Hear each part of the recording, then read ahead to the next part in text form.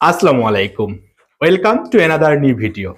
In this video, I will discuss subject verb agreement. তোমরা জেনে আসেছো যে সাবজেক্টটি যখন সিঙ্গুলার হবে ভার্বটি তখন সিঙ্গুলার হবে, সাবজেক্টটি যখন প্লুরাল হবে ভার্বটি তখন প্লুরাল হবে। একে বলা হচ্ছে সাবজেক্ট ভার্ব এগ্রিমেন্ট। আবারও বলছি, সাবজেক্টটি যখন সিঙ্গুলার ভার্বটি তখন সিঙ্গুলার, সাবজেক্টটি যখন প্লুরাল ভার্বটি তখন প্লুরাল, একেই বলা হচ্ছে সাবজেক্ট ভার্ব এগ্রিমেন্ট। একে আমরা একটা সংসারের সঙ্গে তুলনা করতে পারি। ওকে, এখন দেখো আমরা কয়েকটি এক্সাম্পল দিয়েছি, এগুলো থেকে আলোচনা করার পরে আমরা টেকনিক মনে রাখবো কেমন করে সাবজেক্ট ভার্ব এগ্রিমেন্টকে খুব ইজিলি ভাবে মনে রাখা যায়। এটিকে বলতে পারি part of right from verb. Part of right from verb মানে হচ্ছে রাইট ফ্রম ভার্বের একটি অংশ সাবজেক্ট ভার্ব এগ্রিমেন্ট।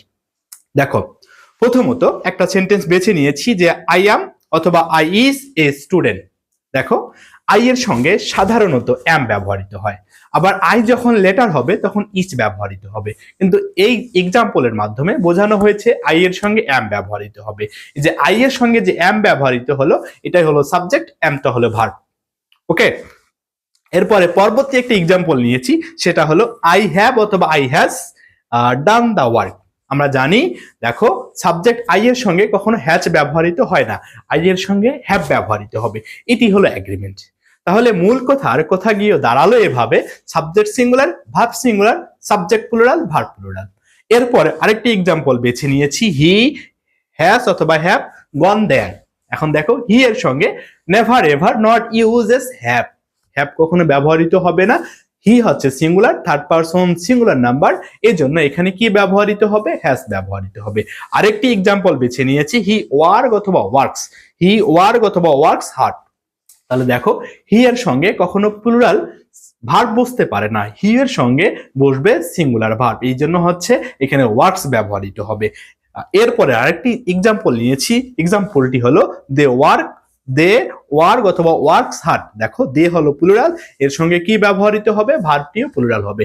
একেই বলা হচ্ছে সাবজেক্ট ভার্ব এগ্রিমেন্ট। তাহলে দেখো কি বলছে, আই এর সঙ্গে অ্যাম ব্যবহৃত হবে, আই অ্যাম এ স্টুডেন্ট।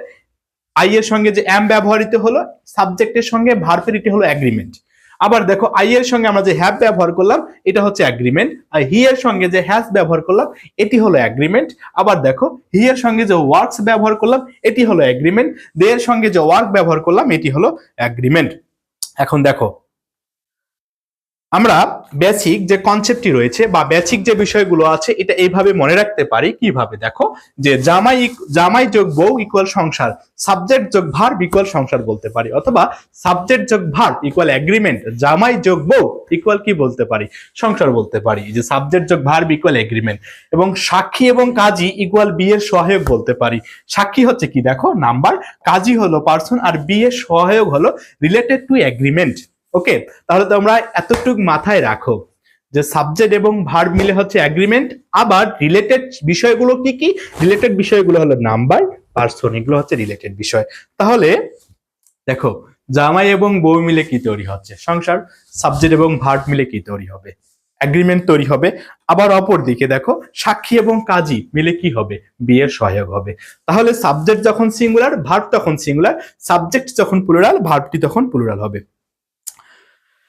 আমরা প্রিভিয়াস ইয়ারে কয়টি কোশ্চেন এখান থেকে বাছাই করে নিয়েছি, যদি একটু ভেঙে ভেঙে পড়ি। দেখো, প্রথমত যে এক্সাম্পলটি, এটা 13তম বিসিএস ইসলামী বিশ্ববিদ্যালয় 16 এবং 17 সেশনে এসেছিল। কিরকম বলছে, subject verb agreement refers to, তাহলে এটা কাকে নির্দেশ করে থাকে? কাকে নির্দেশ করে থাকবে? যে নাম্বার, পার্সন, এরপর হচ্ছে সাবজেক্ট এবং ভার্বকে নির্দেশ করে থাকবে। এখানে বলছে কি, person only, number, person and gender, number and person, এবং নাম্বার অনলি। তাহলে এটি কাকে নির্দেশ করে থাকবে বলো তোমরা? কাকে নির্দেশ করে থাকবে আলামিন? যারা ভিডিও দেখতেছে তারা ভালোই বুঝতে পারছে কাকে নির্দেশ করবে। এখন দ্বিতীয় নাম্বার কোশ্চেনটি দেখো, দা প্রাইস অফ রাইস। তাহলে ভাইয়া, এখানে মজার বিষয় দেখুন, প্রাপোজিশনের আসল জামাই, দেখো টেকনিকটা হচ্ছে এরকম, আসল জামাই ইকুয়াল বউ, মানে হচ্ছে প্রিপোজিশনের পূর্ববর্তী সাবজেক্ট অনুসারে ভার্ব ব্যবহৃত হবে। প্রেপোজিশন অথবা প্রিপোজিশনের পূর্ববর্তী যখন সাবজেক্টটি সিঙ্গুলার হবে ভার্বটি তখন সিঙ্গুলার হবে, এর পূর্বে সাবজেক্টটি যখন প্লুরাল হবে ভার্বটি তখন প্লুরাল হবে। এখানে দেখো প্রিপোজিশন কি আছে? প্রিপোজিশন আছে হচ্ছে কি এখানে অফ। এখন এর পূর্বে কি প্রাইস, এটা ভার্বটি প্লুরাল, এজন্য এখানে প্লুরাল ভার্ব ব্যবহৃত হবে।